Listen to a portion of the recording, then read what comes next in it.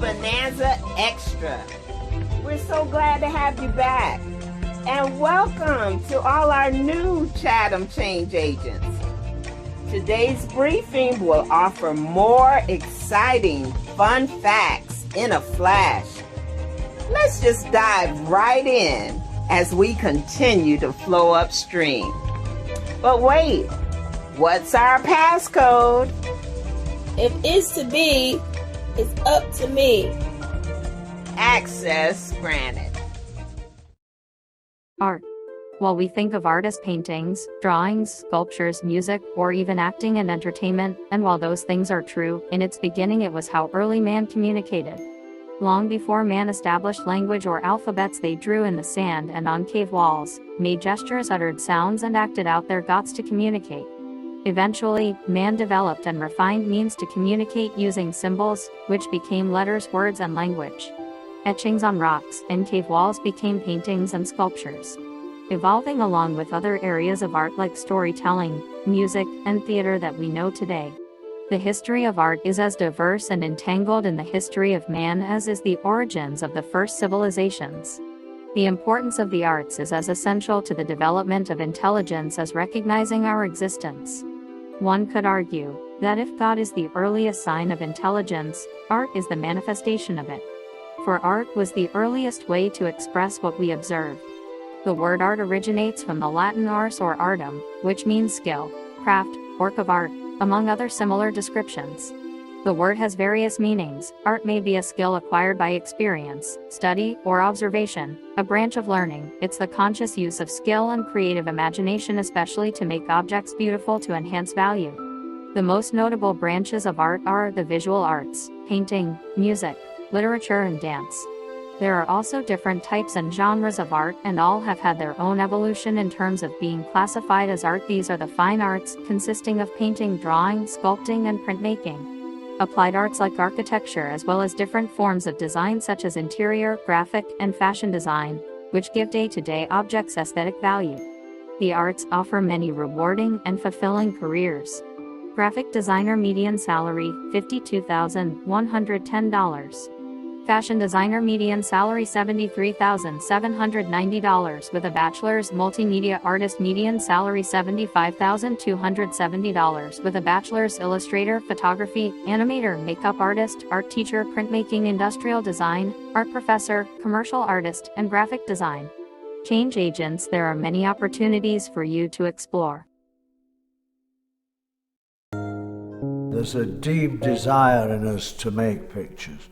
I mean, they've been drawing for 30,000 years. The teaching of drawing is teaching people to look. That's what it's doing. It was really when I was at art school that I started to see the relationship between history, philosophy, politics, and art.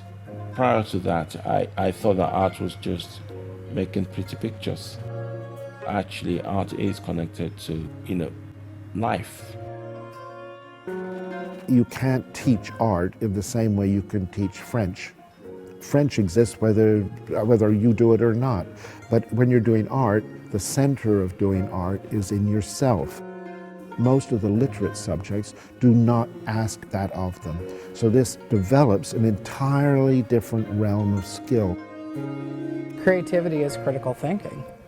And without it, how are you going to really open up and ask harder questions? And art opens all of those kind of passages and possibilities to think beyond what we already know. In a child's education, that doors need to be opened to other universes, other modes of thinking. And art is a non-pre-described, dangerous world full of possibility. And I think that's a vital space for children to have in their formative years of their education. From a top-down level, you don't have innovation if you don't have arts. It's as simple as that. It doesn't matter if you're going to study history or geography or science, you still need to be creative, because the people who are the outliers in those fields are the most creative people. To have art in schools be eroded, which is happening at the moment, is disastrous for Britain, I think, because our best industry is the creative industry. Art and cultural production is at the very center of what makes a society what it is. And for an entire new generation not to know what is the cultural and visual history of ourselves is kind of denying our own identity. Art is a reflection of the society that we are, the kind of mirror that art holds up, the way that art helps define the identity of a nation, that you can trace that back historically. It's deeply embedded in humanity. What art education does to people who are not going to be artists is giving them the opportunity to build certain aspect of themselves that otherwise will be either ignored, undeveloped, or repressed. It's all about kids finding out who they are, and they're all different. That you can be whatever you want to be is something that art certainly taught me. It can access a part of your brain, body, spirit, mind that nothing else can. Nothing is more stimulating, exciting, consoling than looking at a brilliant painting. Art in schools shouldn't be sidelined. I think it should be right there, right up in the front, because I think art teaches you to deal with the world around you. It's the oxygen that actually makes all the other subjects breathe. There's a great quote by John Ruskin. Art shows us what it is to be human. And really that's why art should be on the curriculum.